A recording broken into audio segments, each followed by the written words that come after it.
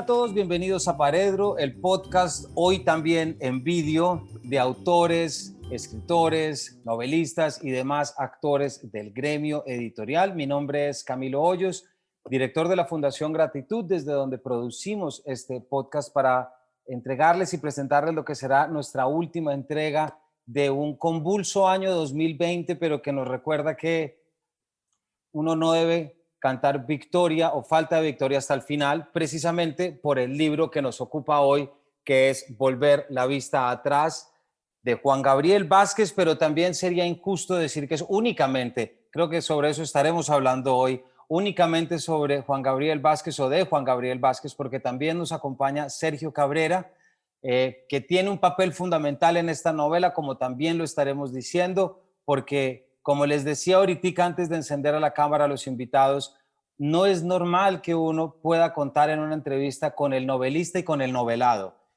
Siempre el novelado toca rescatarlo de los archivos, cosa que también se hace en este caso, toca imaginarse sus contornos, pero en este caso es distinto y este es nuestro regalo también de Navidad para todos nuestros oyentes. Así que tengo que arrancar dándoles la bienvenida. Juan Gabriel, Sergio, muchas gracias por estarnos acompañando en este espacio. Muchas gracias, Camilo. Un placer, como siempre. Bueno, quisiera arrancar, como nos gusta mucho arrancar en esta casa, que es arrancar por una cita, ¿cierto? Y en este caso, con esta idea tan bonita, ese verso de Machado de volver la vista atrás, pues quiero arrancar para que ustedes nos puedan explicar un poco qué es esto. Ahorita estábamos hablando con Juan Gabriel, esto que va a implicar a traer esta novela, ¿no? ¿Qué es esto? ¿Es una novela? ¿Es una novela de ficción? ¿Es una novela de no ficción? Cuando hablamos de Sergio Cabrera, ese Sergio que aparece en el libro, ¿es el mismo Sergio que estamos mirando en este momento o no? ¿Qué tanto tiene el poder del lenguaje para crear y para transformar? Así que quisiera arrancar por un pedacito que es la primera frase de la nota del autor. Volver la vista atrás es una obra de ficción, pero no hay en ella episodios imaginarios. Esto no es una paradoja o no lo ha sido siempre. El Diccionario de Construcción y Régimen de Rufino José Cuervo, por poner un ejemplo al que le tengo cariño, trae esta acepción en la entrada del verbo fingir: modelar, diseñar, dar forma a algo. A. Dicho de objetos físicos, como esculturas y similares, tallar. ¿Por qué no nos cuentan desde esta frase? Y aquí, Sergio, lo estábamos hablando hace un rato del Caro y Cuervo, aquí también se nos mete Rufino José Cuervo, como le decíamos, pero ¿por qué no arrancamos por esta frase? ¿Cómo fue este proceso? ¿Cómo fueron los 7 años de conversaciones, las 30 horas de grabación para poder terminar en una novela? Sí. Bueno, pues comienzo rápidamente, Sergio, si te parece, para explicar eso que acaba de leer Camilo, que es efectivamente la nota del autor, que es la única página de toda la novela en la que Sergio no participó, en la que solo es exclusivamente responsabilidad mía. Y fue un intento por definir lo que acababa de hacer, que fue una de las grandes preguntas a lo largo de la escritura del libro, fue esa: ¿qué libro estoy escribiendo? ¿Qué tipo, en qué género está esto que estoy escribiendo? Yo tuve muy claro que no era una biografía de Sergio Cabrera, porque el libro no cuenta su vida desde el primer día hasta el último día. Pero digamos que con el material que yo tenía, el material inmenso y apasionante de las 30 horas de conversaciones grabadas y muchas más de conversaciones no grabadas, habría podido seguramente escribir lo que los anglosajones llaman un perfil, un gran perfil de una persona, una crónica periodística, un libro, para decirlo con ese anglicismo del que no hemos sido capaces de salir, un libro de no ficción. ¿Por qué sostengo que es una novela? ¿Y por qué sostengo que es una obra de ficción? Porque ficción, la palabra ficción en su origen también quiere decir eso que usted acaba de leer. No quiere decir solamente esa primera acepción que utilizamos en el habla cotidiana de inventar algo, sino que también quiere decir modelar una materia ya existente. Se aplica el origen etimológico de la palabra, se aplica también al acto de modelar, de esculpir, de tallar.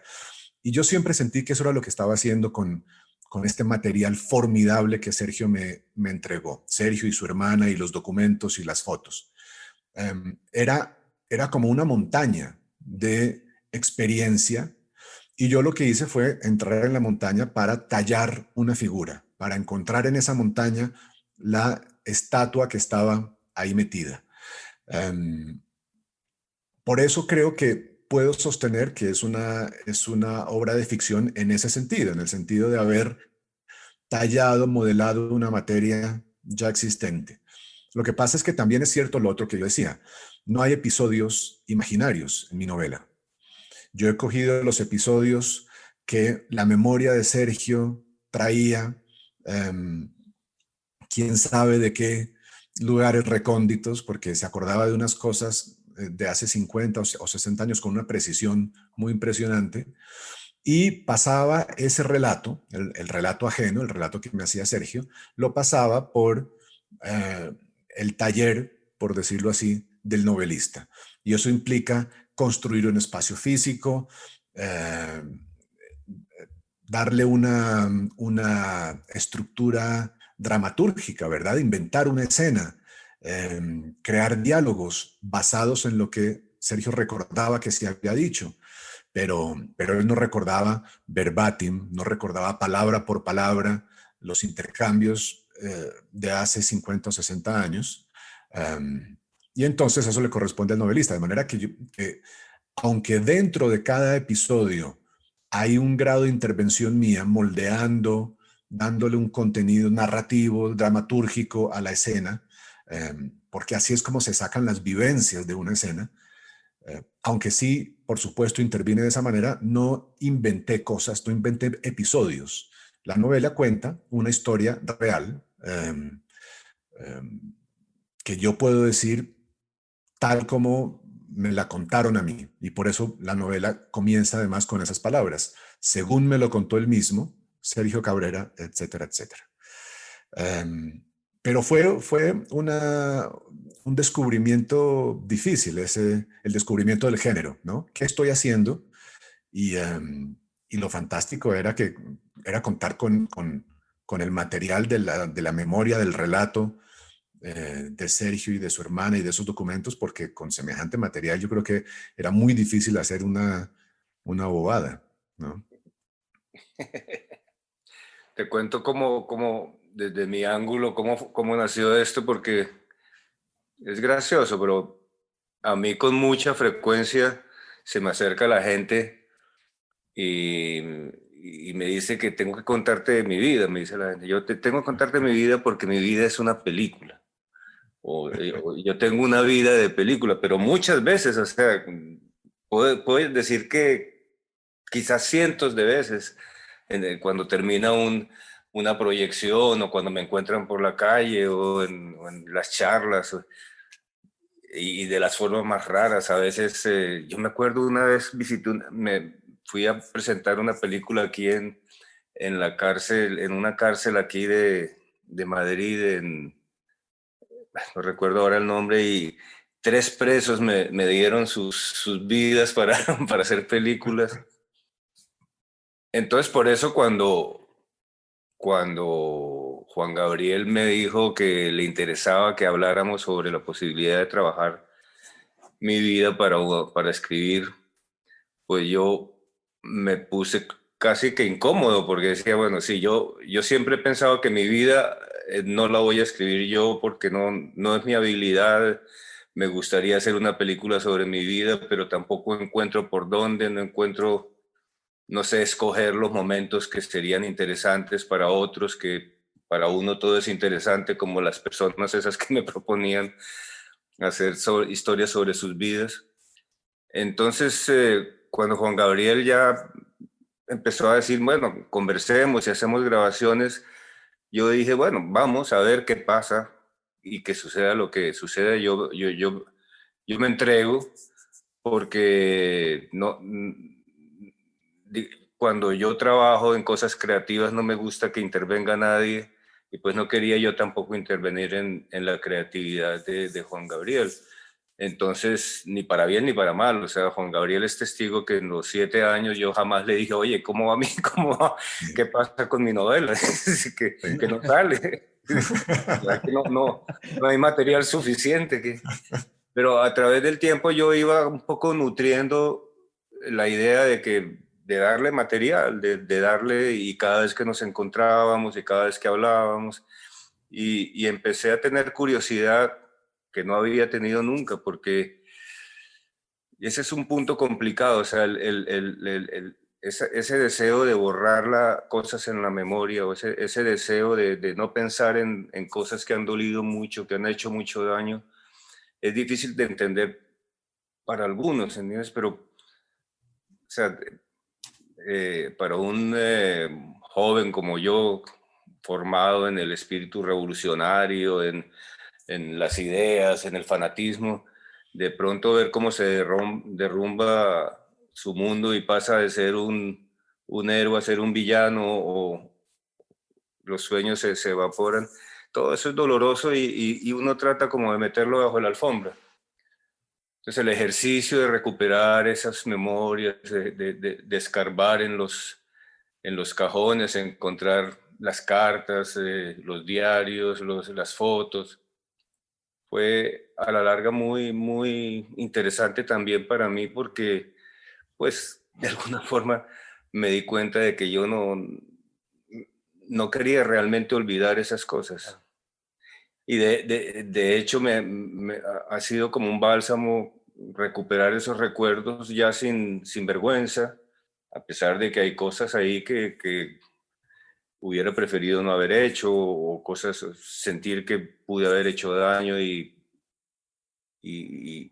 sentir como, pues, arrepentimiento. Pero todo ese proceso ha sido muy, tanto para mí como para mi hermana, porque lo he hablado con ella, ha sido muy, muy, muy liberadora. Sí, descubrir que esa vida medio secreta, porque realmente ha sido medio secreta, Claro. de alguna forma es un bálsamo que me puede servir a mí, a mi hermana y a alguna gente que puede encontrar ahí cosas que les ayude a sobrellevar un poco sus angustias, sus temores, sus ideas, sus sueños. Pues mira que hay un pedazo en la novela, Sergio, y gracias por tu respuesta, porque hay un pedazo en la novela en que cuando tú estás con tu hijo Raúl en Barcelona en la retrospectiva, y que de repente llamas a Marianela, tu hermana, y le dices, oiga, yo no vine a esto, yo no vine a recordar todo esto. O sea, ¿en qué momento la retrospectiva de mi obra se convierte en volver sobre los recuerdos de mi padre? Y ella te contesta y te dice, dímelo a mí, que yo llevo toda la vida intentando olvidarlo, ¿cierto? Es ese primer contacto que se tiene con la memoria, pero también a través de algo que yo digo mucho y que también te lo quería preguntar, es a través de contar las historias, y cómo contar nuestras historias nos permite darle sentido a la experiencia. Es decir, es ese momento en que podemos ordenar. Hay un pedacito también en la nota del autor, porque es que me parece que esta nota del autor, a manera de complemento, es una pequeña pieza de, no voy a decir de teoría literaria, pero sí de una cantidad de elementos que dice Juan Gabriel. Me gusta la idea de interpretación, pues eso es lo que me vi haciendo más de una vez con los hechos de la vida de Sergio Cabrera. Mi labor de novelista, frente al magma formidable de sus experiencias y las de su hermana, consistió en darles a esos episodios un orden que fuera más allá del recuento biográfico, un orden capaz de sugerir o revelar significados que no son visibles en el simple inventario de los hechos, porque pertenecen a formas distintas del conocimiento. Sergio, ¿hubo algo a través de la memoria a través de la memoria construida de Juan Gabriel? Y aquí Juan también sí ahorita nos dice, pero ¿hubo algo de tu vida, algo que hubiera ocurrido que hubiera cobrado sentido después de haberlo leído en la novela?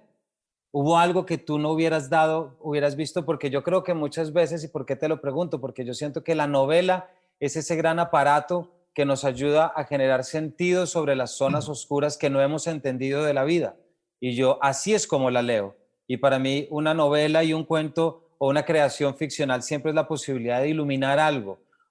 En ese proceso de ficción, ¿cómo te viste tú enfrentado tanto a tu memoria pero también con ese Sergio Cabrera que es fruto de un novelista.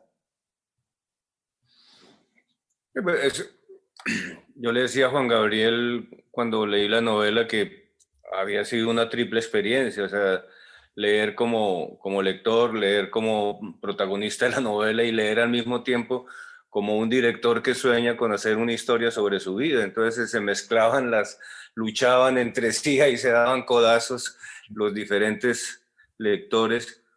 Pero para mí sí, de todo esto hay algo que es muy, digamos, iluminador. O sea, yo siento que detrás de esta historia se recupera un poco algo que yo considero injusto en la memoria histórica que se está tejiendo alrededor de los jóvenes revolucionarios, a los jóvenes comunistas de mi época, que digo injusto porque, pues, sí, los jóvenes comunistas no éramos como los jóvenes nazis, a pesar de que Stalin y Hitler, los dos fueran personajes monstruosos, sin escrúpulos y terribles. Los jóvenes comunistas teníamos unos ideales y unos sueños muy diferentes, y a mí me da la impresión de que en la película, en la novela, se recupera un poco esa idea de que existía un mundo difícil de entender, pero que es interesante conocer cómo éramos. Y esa parte de la novela a mí me produjo mucho, como una emoción romántica, como una ternura romántica de volver a verme como yo era o como fui en esa época. Una persona así, los románticos. Sí, ese Justamente sentido. ahorita, Juan, sí, Juan, cuéntenos. No, iba a decir que para mí fue muy importante el proceso, que yo creo que es lo que distingue también a la novela como género y al ejercicio que hacemos de imaginación. El proceso de ver la vida a través de los ojos de Sergio en cada momento histórico, en cada momento de su evolución. Eso probablemente, si a mí me tocara escoger lo más difícil de escribir un libro como este, que fue terriblemente difícil de escribir en muchos sentidos, pero tal vez lo más difícil fue hacer el ejercicio de imaginación, de meterme en su punto de vista, con su sensibilidad, sus ideas, su experiencia en cada momento de la evolución. La novela cuenta la vida de Sergio, es decir, la novela se cuenta desde Sergio a partir de sus 8 o 10 años más o menos. Ahí es cuando el personaje de Sergio Cabrera empieza en la novela a dominar el punto de vista narrativo, digamos. Antes de eso ha habido una exploración de la vida de juventud de Fausto Cabrera, su padre, pero cuando Sergio tiene unos 10 años, ahí la novela adopta su punto de vista casi de manera definitiva. Hay pocos cambios de ahí en adelante. Entonces, contar el mundo, un mundo que para mí es profundamente ajeno, evidentemente como la China de los años 60, contar eso desde el punto de vista de Sergio a los 10, a los 13, a los 15, a los 17, a los 19, con la entrada en los movimientos armados colombianos, a los 23, con la salida de esos movimientos. Toda esa evolución que es ideológica, pero también es emocional, es profundamente emocional. Mirar el mundo en cada uno de esos momentos desde su sensibilidad y no desde la del autor, que es lo que hace un novelista, pero digamos que en este caso había una dificultad doblada por el hecho de que fuera un amigo mío que conozco y por el hecho de que fuera una experiencia particularmente distante de la mía, ¿no? Todo eso fue un ejercicio fascinante y de una dificultad fascinante también. que me ponía una responsabilidad enorme en las manos y era esa,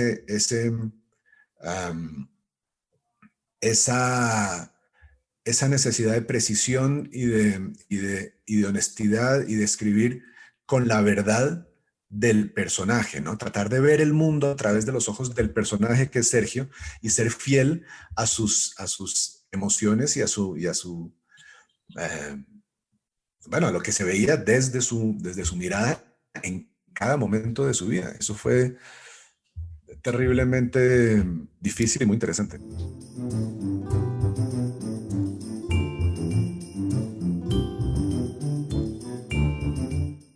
Pues yo creo, hay una palabra, dos palabras que se me vienen mientras los escucho y es algo parecido a la ética de la palabra, es decir, a la ética de la palabra recordada.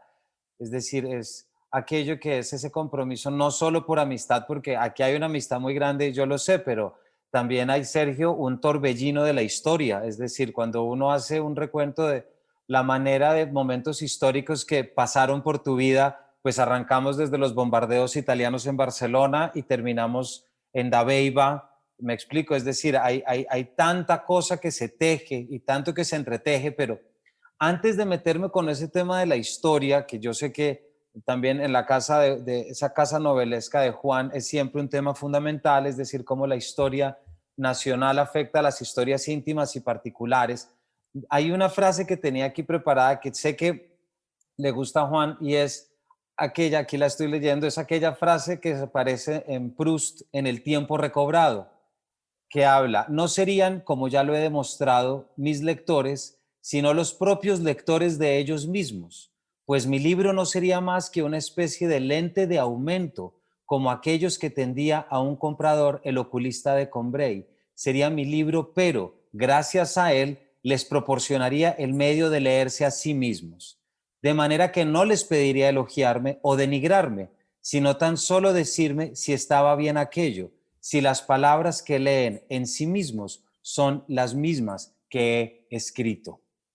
Creo que ahí hay un componente un poco, Juan, de cómo afronta uno la manera de llegar a la historia a través de esta ética que es siempre pensar en el otro para construir incluso un momento histórico.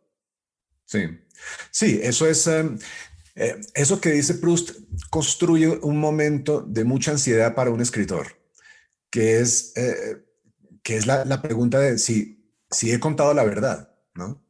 He dicho la verdad, uno se pregunta siempre.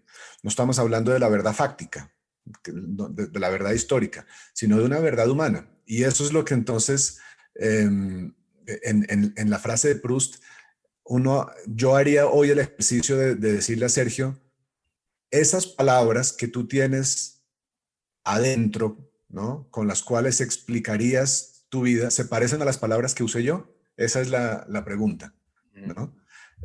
Y Sergio, ¿tú qué dirías frente a esa pregunta? Que sí, que sí. Sí, ¿te parece? Sí, no, realmente digamos, desde mi punto de vista, lo admirable del trabajo de Juan Gabriel es que a pesar de que efectivamente es una novela que ha tenido que crear o improvisar o inventar diálogos y algunos momentos para hacer los ajustes, para que la narración fluya, para dar ritmo y eso, a mí todo lo que dice me parece que es verdad, porque es verdad. Pero es que, claro, una cosa es que parezca verdad y otra es que sea verdad. Entonces yo siento que es verdad. Es, no hay, bueno, de hecho, antes de la versión final, yo leí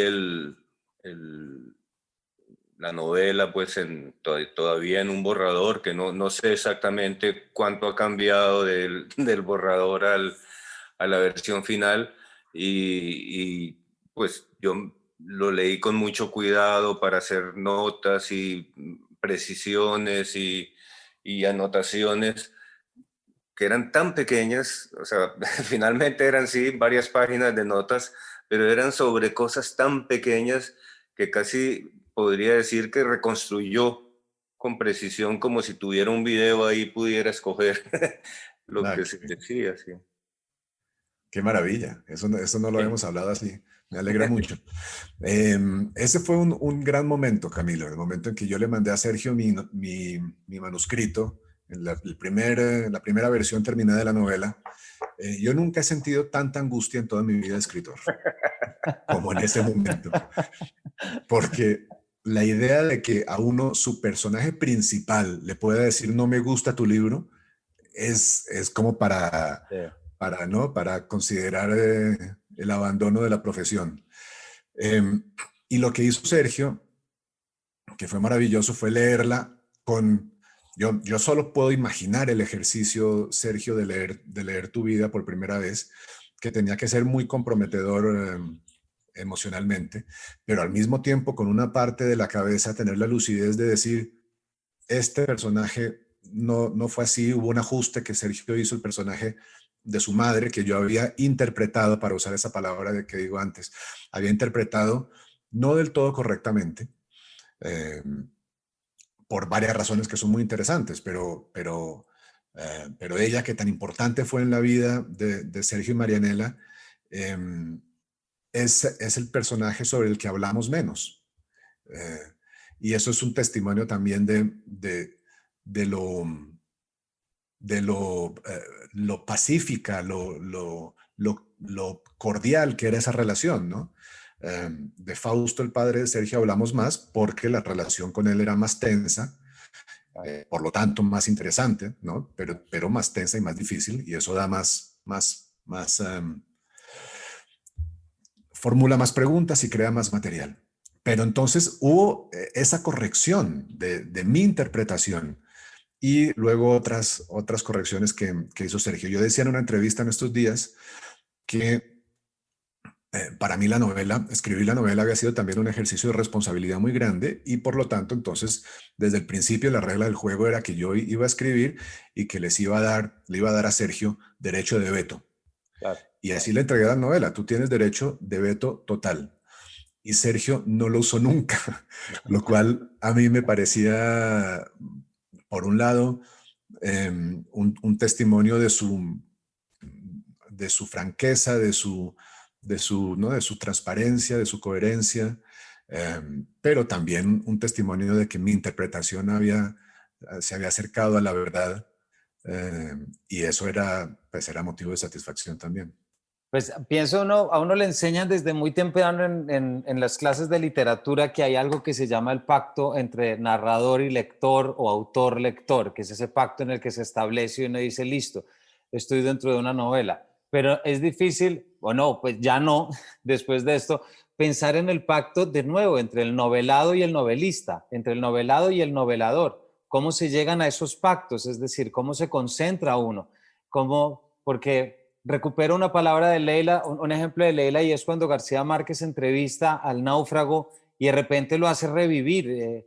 Hay unos episodios, Sergio, específicamente el episodio del profesor de dibujo, por ejemplo, en el que uno después de leerlo dice, pucha, ¿cómo habrá sido para Sergio volver a traer esto, pero también para Juan Gabriel saber y reconocer que aquí hay algo muy importante que se tiene que decir y que se tiene que poner en estos términos? ¿Cómo se concilia la tensión narrativa, porque no deja de ser una novela, pero ese también tejido de memoria que se está produciendo? Hay algo que me interesa mucho y que también quería preguntarlos, y es preguntarles, no sé si sobre que ahorita quieren decir algo sobre esto que acabo de decir, pero hay una parte de archivo, Sergio, de la novela que es asombroso, es decir, las fotografías desde esas primeras fotos que tomas con la primera cámara de tus padres ensayando, pero hay una que a mí se me quedó, digámoslo, en mi memoria, que es esta, que es la que quiero traer, Sí. que es un joven Sergio leyendo en el hotel. Bueno, aquí no tengo el libro exacto porque está Así se templó el acero, una novela de Nikolai Ostrovsky. Y es este momento en el que estás leyendo la novela y tu hermana te dice, estás leyendo mucho, ¿no?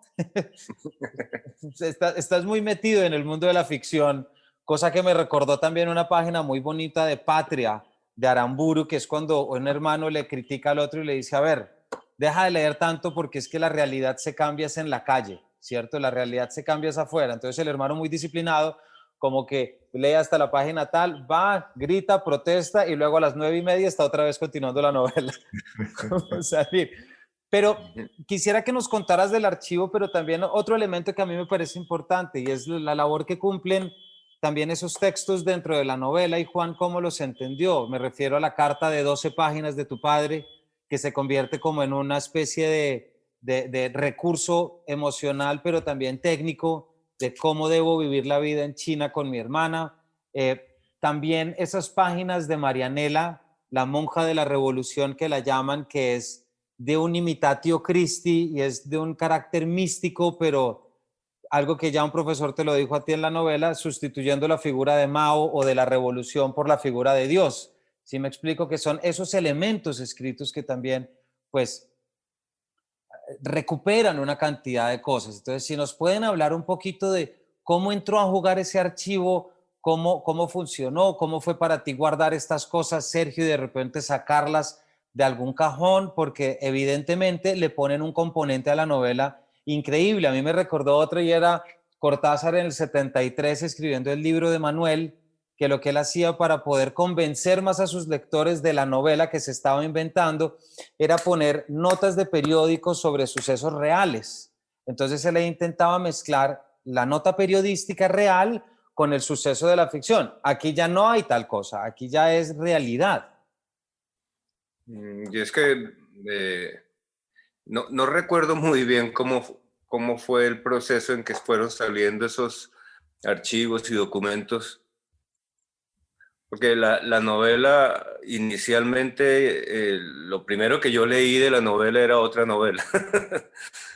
Era otra novela que era una conversación que teníamos Juan Gabriel y yo en La Habana, en Cuba, en medio de un festival de cine, y pues de eso solo alcancé a leer 2 capítulos, y yo no me acuerdo, tal vez Juan Gabriel, si para esa época ya habíamos encontrado las cartas y los... no recuerdo bien, porque es que no fue a propósito. Yo cuando se empezó a trabajar en la idea de utilizar los recuerdos, no sabía que iba a salir de ahí, no sabía si iba a salir un perfil o un cuento, una novela. O sea, yo admiro a Juan Gabriel como escritor. En realidad yo lo conocí porque había leído la historia secreta de Costaguana y tenía curiosidad ya de conocerlo y de leer sus libros, y desde que lo conocí leí inclusive los cuentos que escribió en Bélgica y todos esos. Entonces la idea de que él manejara estos recuerdos a mí me parecía atractiva. Y estaba dispuesto, digamos, a colaborar en todo lo que pudiera. Y a medida que fuimos avanzando, yo fui encontrando cosas que ni siquiera sabía si eran útiles. Yo me acuerdo cuando le mandé la carta de mi padre, le dije, mira, encontré esta carta que me parece que puede ser interesante, te la mando. Así se va, pero sin saber si eso iba a servir para algo, pues que iba a servir para conocer un poco cómo era la relación de mi padre con nosotros, pero no necesariamente que fuera a ser útil como material para la novela. Las fotos, por ejemplo, las fotos ya muy avanzado el proyecto, cuando Juan Gabriel me preguntaba por cosas, pues yo me acordaba de que existían muy pocas fotos, porque la mayoría de las fotos nuestras de China se las decomisó el ejército cuando detuvieron a mi madre. Y entonces solo quedaron las fotos que le habíamos mandado a la familia, que tenían algunos amigos, pero digamos que el depósito fotográfico de la familia desapareció totalmente, porque había inclusive cortometrajes míos, había rodajes, porque en esa época teníamos una camarita de 8 milímetros y rodábamos cosas, pero todo eso desapareció. Entonces yo empecé a buscar y a encontrar fotos, y para ilustrarle un poco la situación le decía, mira, hay una foto de aquel momento, hay una foto, y de pronto Juan Gabriel me dijo, oye, qué interesante ver los personajes. Y o se le ver eso. salieron los ojos a Juan, más o menos. Pero fue hasta el último momento que yo me enteré que esas fotos se iban a utilizar, ¿no? Porque pues no es normal que en una novela, inclusive me acuerdo que le pregunté a Juan Gabriel, oye, si se pueden poner fotos en el papel en que se imprimen los libros, y me dijo, sí, sí, yo lo he hecho. Y dije, bueno, pues sí, ahí me acordé que en en la forma de las ruinas hay fotos Sí. y eso, Sí. pero digamos que nunca fue la idea de que hicieran parte de la novela. De hecho, yo no he visto el libro con las fotos, ni he visto el prólogo ese del que me habla, yo solo he visto el borrador. No, pues ya verás, Sergio, es pues buenísimo.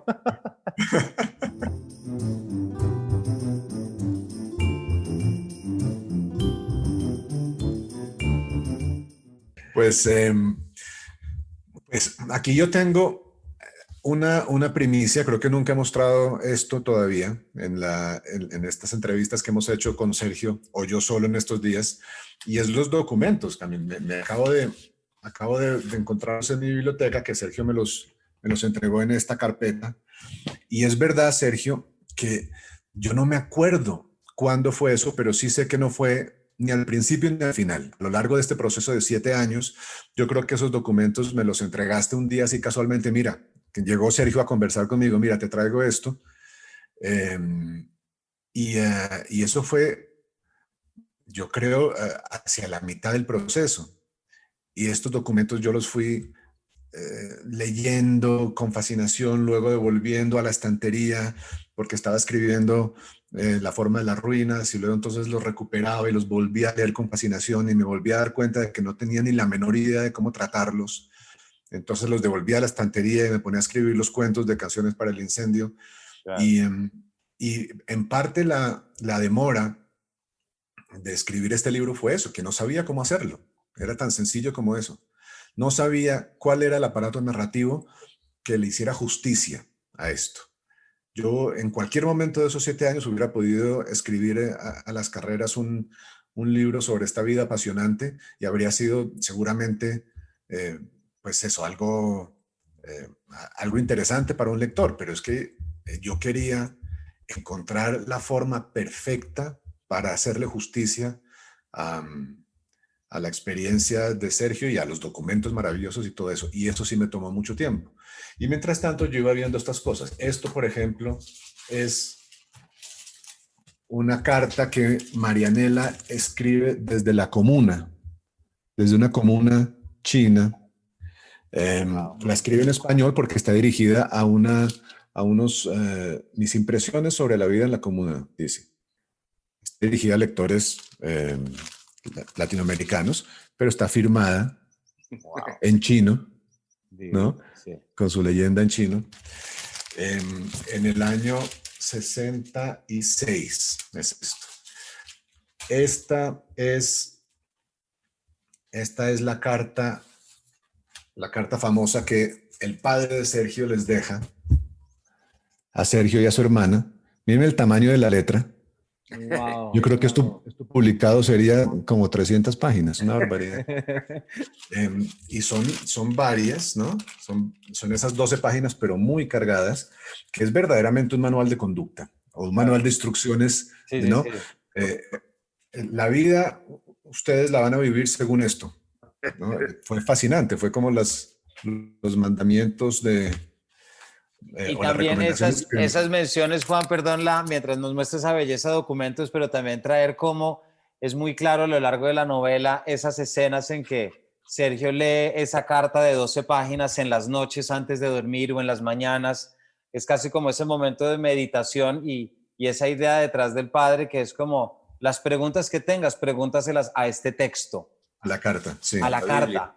No, no me llames a mí porque yo no voy a estar, pero en cambio aquí está mi texto que tienes que entrar a dialogar con él y eso es muy potente desde la parte archivística. Sergio, ¿qué nos ibas a decir? Perdón. No, que era como la Biblia. Claro. La carta era como la Biblia.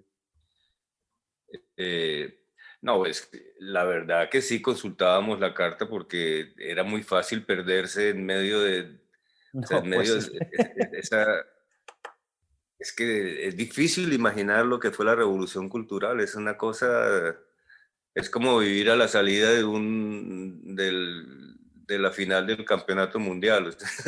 El gentío, el fanatismo, y, y había muchos momentos en que no sabíamos qué hacer y realmente las posibilidades de comunicarse eran nulas. O sea, una Sí. vez que necesitamos hacer una llamada, justamente en la época de lo de los pasaportes y eso, me acuerdo que pedimos la llamada y todas las 10 de la mañana y nos comunicaron al otro día, porque hacer una llamada, a uno se le olvida, pero en esa época hacer una llamada de Pekín a Medellín era una proeza.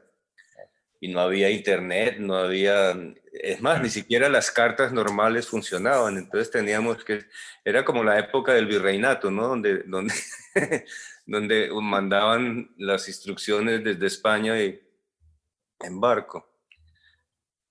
Cuando llegaban, como en la María, cuando llegaba la carta ya estaba muerta. Sí. Claro. Y es el contraste también que está muy bien cuando es ese viaje tuyo a París en el 67, 66, sí, 67, en el que te das cuenta que 37. al día siguiente de aterrizar, pues puedes coger un teléfono y llamar, ¿no? Como ese tipo Sí. de cosas, ¿no? Como que está ahí en la calle, como que, y eso que también. Pero no sé si Juan tenía algo más para mostrarnos ahí de la Bueno, carpeta.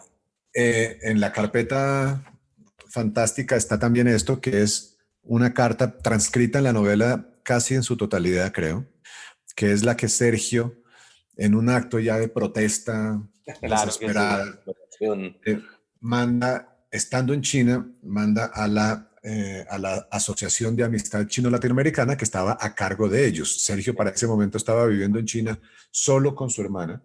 Sergio con 17 años en ese momento y Marianela con 15 y estaban solos en China, Sí. queriendo ya después de haber crecido en ese mundo y mamando esas ideas, ¿no? En la educación, en la conversación, pasando por los hechos de la revolución cultural, ahí ya ellos lo que quieren es entrar a ser parte de ese esfuerzo por cambiar el mundo y traer el mundo nuevo, y los adultos que los tienen a cargo, los quieren proteger, se sienten responsables de estos jóvenes latinoamericanos que son hijos del gran especialista Cabrera, ¿no? Que era el padre de Sergio, que había llegado para ser parte de un instituto de educación y dar clases y etcétera. Era un hombre muy respetado en el teatro y entonces a ellos los protegían. Y Sergio escribe esta carta desesperada diciendo, no, nosotros queremos ir al mundo real, déjennos hacer parte del mundo real que queremos colaborar con el esfuerzo ¿no? de Página estas 200, juventudes. página 238, exactamente. La carta a Ahí la que está. está haciendo referencia Juan, sí. Sí, sí, sí. Y, y bueno, esto yo estoy consciente de que no impresiona a todo el mundo por igual, pero para mí, por mi temperamento, tener estos documentos en la mano y poderlos tocar y poderlos usar el documento original del año 67 para meterlo en mi novela fue un privilegio, ¿no?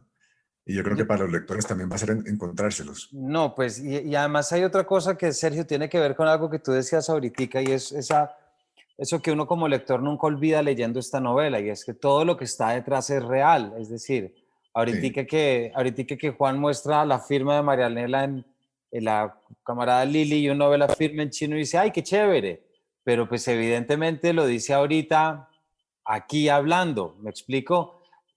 Reconoce que detrás de eso hay muchos calificativos que uno puede encontrar fascinante y muchos adjetivos, pero eso no le quita esa dosis de realidad en lo que efectivamente se vivió y se tuvo que sufrir, y se comprendió también desde pues un tipo de paternidad que se ve muy bien en la novela de Fausto, y es también una paternidad que pasa por la ideología y por la construcción de algo que es el sueño de la revolución y el sueño de salir. Y a mí también eso me llamó mucho la atención, porque ya en la narrativa de Juan, la figura del padre es una figura importante, es decir, es una figura que ha aparecido, pero claro, aquí uno también se da cuenta de la realidad de un momento histórico y de la convicción de un padre por creer que está haciendo lo mejor por sus hijos, ¿no? Que yo creo que también volver sobre eso tuvo su carga emocional difícil, obviamente redimida en la novela, por supuesto.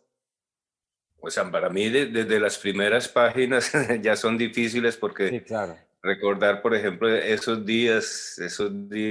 entre Barcelona y Lisboa, eh, todas esas sensaciones y emociones, pero en mi caso se repiten a lo largo de toda la novela, todos esos momentos. Yo me acuerdo, por ejemplo, cuando desenterré esas cartas que las tenía guardadísimas, ¿no? Ni me acordaba dónde, leyendo esas cartas y volviéndome a emocionar de recordar la persona que yo fui. Es que esta novela va un paso más allá de basada en hechos reales. Exactamente. Son los hechos reales. Sí. No sé al lector que no está en antecedentes, pero para los que estamos en antecedentes es muy conmovedora. Emociona. Mi hermana me cuenta que ella la leyó llorando. Yo me la imagino. Sí, Sí. porque Sí. ella es de lágrima fácil, la verdad. Sí.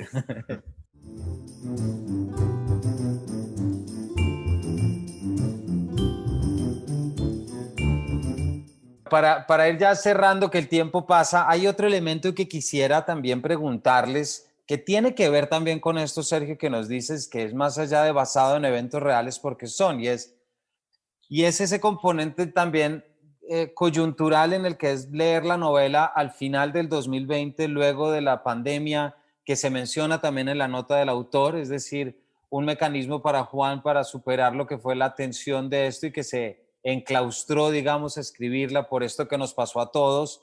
Pero también fíjate que leyéndola, Sergio, me enfrenté muchas veces a esa noticia que al escritor cubano Carlos Manuel Álvarez lo estaban deteniendo, por ejemplo, por formar parte en Cuba, en La Habana, de la huelga de San Isidro. Y por supuesto, al final, lo que es también esa inclusión de las negociaciones de paz, ¿cierto? Y que también aparecen cuando se habla del estreno y de esa entrevista dura y ese foro duro que tienes con Golpe de Estadio, con la presentación de Golpe de Estadio, ¿cierto? Para que los oyentes también sepan, esta no es solo una novela que se remite a los años de China, sino que a mí me parece que en esa medida toca unas narrativas muy actuales también, muy de que estamos viviendo ahora el resultado, los coletazos de muchos sueños de entonces. Quisiera preguntarte o preguntarles o que charláramos, ¿esto cambió de alguna manera esa relación o esa manera de entender la memoria del país de pronto? Porque de entre el fanatismo que vemos en todas las calles aquí, ese fanatismo que leemos sobre Mao es un fanatismo que también vemos aquí por otros personajes políticos, ¿no? Ese mesianismo, no sé, a mí me botó muchos elementos de realidad y me permitió relacionarme con situaciones actuales y poder verlas desde otra perspectiva. No sé si eso les pasó a ustedes también. Bueno, yo, si me permite, Sergio, eh, a, a mí en algún momento de la escritura de la novela, yo pensé que iba a contar una vida que se terminaba en el año 72, eh, cuando, cuando Sergio y su hermana dejan las armas, después de un largo proceso, eh, bueno, no tan largo en realidad, pero ese era el final de la novela en el año 72. Era el final de una historia que había comenzado en mis proyectos en el año 39, que es cuando Fausto Cabrera sale exiliado de la España que está perdiendo la guerra civil, la España republicana que está perdiendo la guerra civil. Esto era el tema de las conversaciones con Sergio, pero al lado de estas conversaciones teníamos otras que eran más personales, más de amistad, desperdigadas a lo largo de los años. Y en esas otras conversaciones paralelas que no tenían como objetivo acabar en la novela, yo me iba dando cuenta de que surgía otra cosa, de que surgía algo muy interesante, que era el momento, los días de octubre de 2016 en que a Sergio, en mi lectura de lo que yo estaba viendo, de la vida de un amigo, eh, en muy pocos días parecía que todo se le estaba cayendo. En muy pocos días de octubre de 2016 murió Fausto Cabrera. Sergio pasaba por un momento de crisis en su matrimonio y el plebiscito se había perdido. Y esto es una crisis que para mí, que he defendido siempre el proceso de paz, los acuerdos del Teatro Colón, que he defendido a la gente que los intenta aplicar contra viento y marea, pues yo ese momento de desequilibrio lo reconocí muy bien, ¿no? Ese día cuando nos despertamos con la sensación de nos ha pasado algo grave, aquí ha pasado algo grave, nos ha pasado algo grave como país. Y que se le reuniera a Sergio con las dos otras crisis personales, a mí me pareció que ese momento era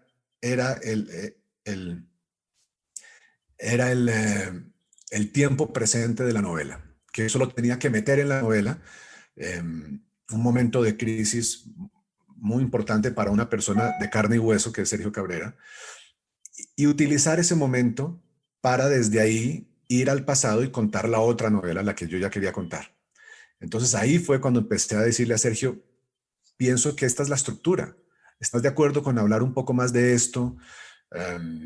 Y de ahí salió entonces los episodios de la retrospectiva real que le hacen a Sergio, los episodios que cuentan ese momento real de conflicto, porque se acaba de perder el plebiscito, porque el matrimonio pasa por un momento difícil, porque Fausto se acaba de morir, y a partir de ahí entonces volver atrás y recordar el resto de la novela.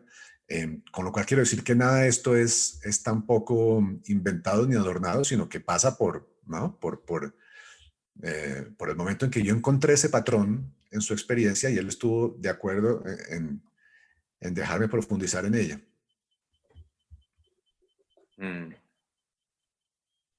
Sergio, no sé si hay algo que nos quieras contar de esa manera, como también de entender la parte histórica del país, de pronto.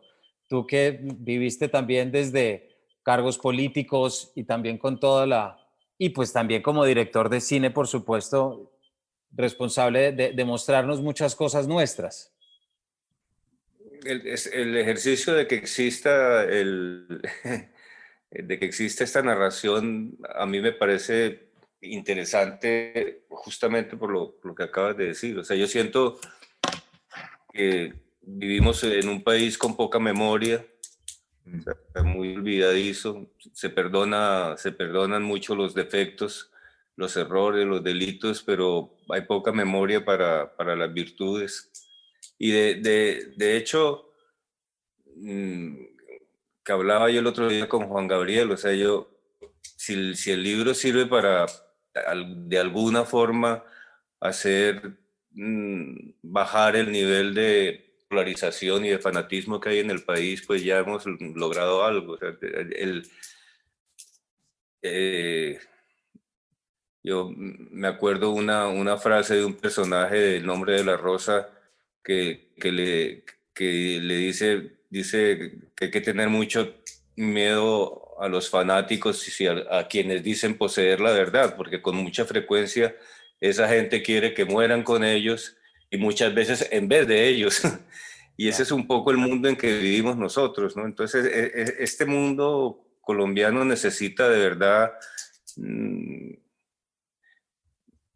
mecanismos de reflexión, y en ese sentido, pues yo sé que una novela no le puede cambiar la vida a nadie, tampoco una película, ni muchas, pero estamos haciendo nuestro trabajo. O sea, yo sigo pensando en que el mundo tiene que cambiar, no como soñaba en aquella época, que uno se acostaba pensando que de pronto tenía que levantarse temprano porque de pronto la revolución triunfaba sin que uno estuviera despierto. Ya no vamos a esas velocidades, pero yo creo que sí hay que insistir en la idea de lanzar retos a la imaginación, de que la gente enfrente sus problemas, que sea creativa, o sea, en ese sentido